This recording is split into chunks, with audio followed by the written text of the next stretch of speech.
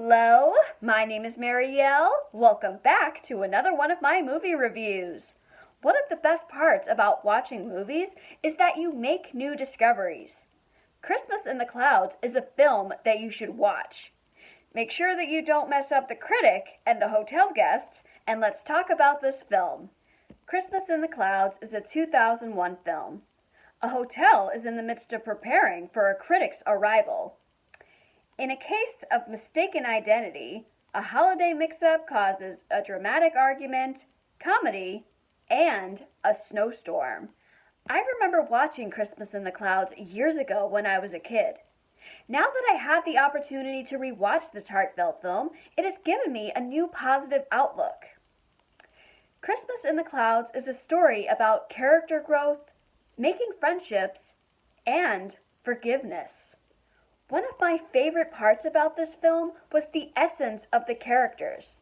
There's not just one story going on. Whether their part was big or small, everyone had an impact on this story. Anxious about an unknown critic coming to stay at the hotel, Ray, played by Timothy Ball, winds up in a romance with Tina, played by Marielle Tosca. Tina mistakes Ray to be her pen pal, who is actually Ray's dad, Joe. Val and Tosca were great, especially in one scene involving a heated argument. I was excited to see that M. Emmett Walsh was in this film. Walsh is one of my favorite character actors ever since I saw him in Christmas with the Cranks. He adds a comedic touch and emotional levity as the critic who comes to stay at the hotel. Sam Vlahos, Graham Greene, Sheila Toosey, Rosalind Ayers, Rita Coolidge, Lois Red Elk, Jonathan Joss, and Shirley Chichu lent their comedic timing into a well-made film. They developed genuine relationships with one another.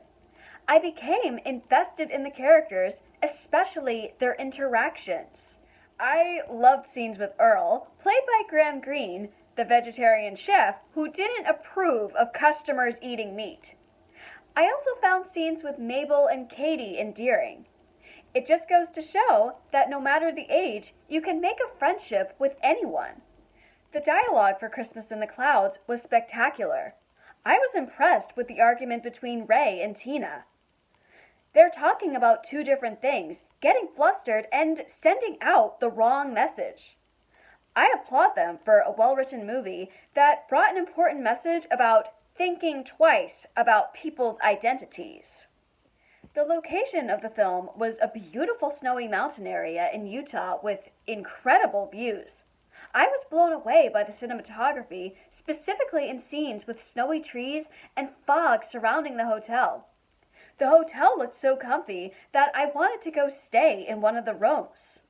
Native American ethnicity was a huge part of this film.